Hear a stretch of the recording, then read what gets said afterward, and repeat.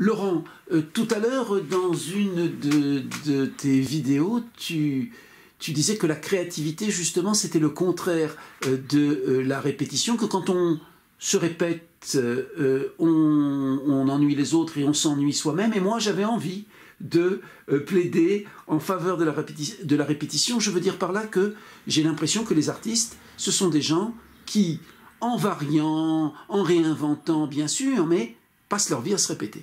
Alors, tu as tout à fait raison, c'est un paradoxe de la création.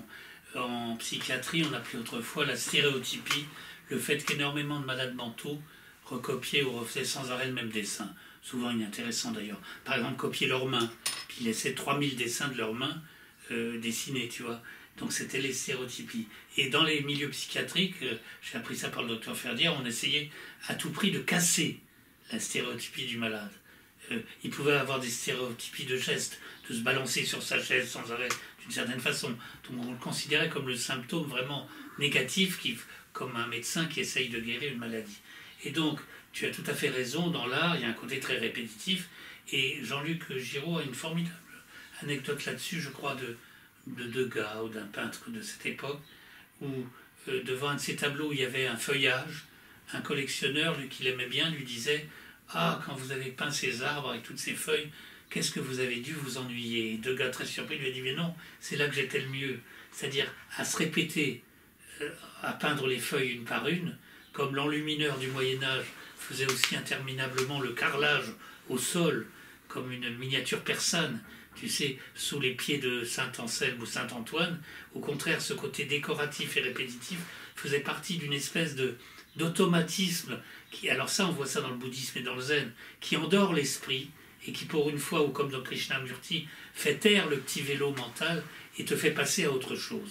Il y a un très beau texte de Huxley connu là-dessus, c'est Les portes de la perception, où il explique qu'il y a toutes ces techniques de transe qui consistent justement par la répétition à endormir un certain mental, un certain ego ou un certain moi parasite pour faire passer à autre chose. Par exemple, la voyante Marie-Jeanne Gilles, que j'ai exposée à la Halle Saint-Pierre, qui est une amie, quand elle dessine, quand elle dessinait, je ne sais pas si elle continue, utilisait un gros marqueur feutre sur un papier canson. Et du coup, ça fait un léger crissement sur la feuille. Et il y a un film où on la voit travailler. Donc elle répète un geste très automatique, elle fait de grands ovales, par exemple, pendant un certain temps. Et on se dit, bon, qu'est-ce qui se passe? Eh bien, elle m'expliquait que pendant qu'elle fait ça, donc d'abord ça devient un automatisme du bras et du corps, elle entend ce bruit du marqueur qui crisse sur la feuille de papier, et aussitôt dans ce fond sonore particulier qu'elle perçoit de façon aiguë, eh bien, elle entend des voix et elle passe à une sorte de rêverie, si tu veux, elle passe sur l'autre plan.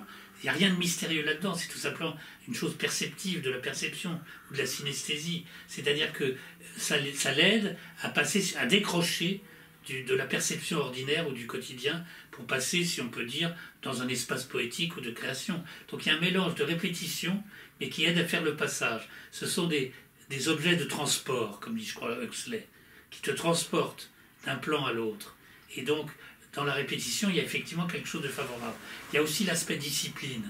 Dans toutes les techniques de relaxation, de souffle, de yoga, de méditation, il y a un aspect de discipline où on répète, par exemple, je me rappelle, les mantras. Voilà, les mantras, justement pour faire taire le petit vélo, oui. Pour recréer un espace disponible à autre chose. Donc il y a effectivement un aspect positif de la répétition et de la discipline. Et moi, je suis en train de découvrir, parce que j'ai mené un mode de vie plutôt lié à l'excès d'énergie et l'enthousiasme, et donc je n'ai pas cultivé cette chose-là. J'avais aussi des raisons personnelles et familiales de lutter contre cette espèce d'ascèse, je les raconterai peut-être un jour, mais je découvre la nécessité effectivement de cet aspect.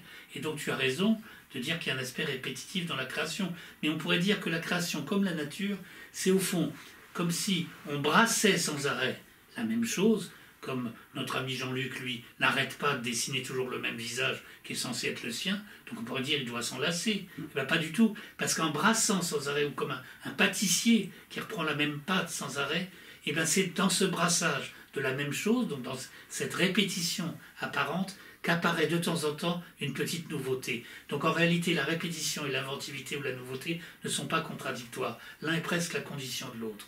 On crée à l'intérieur de limites qui sont contraintes, mais c'est en brassant toujours le même sujet. Au fond, un écrivain ne fait jamais que reprendre éternellement le même thème, le même monde, et il ne fait que tourner autour. Si on prend un cinéaste qui est malheureusement oublié, Bergman par exemple, a toujours fait le même film. Woody Allen n'a fait qu'un film dans sa vie. C'est toujours la même histoire qui est reprise avec des variantes. Donc au fond, c'est répétition et variante. Alors là, tu as raison d'avoir objecté ça.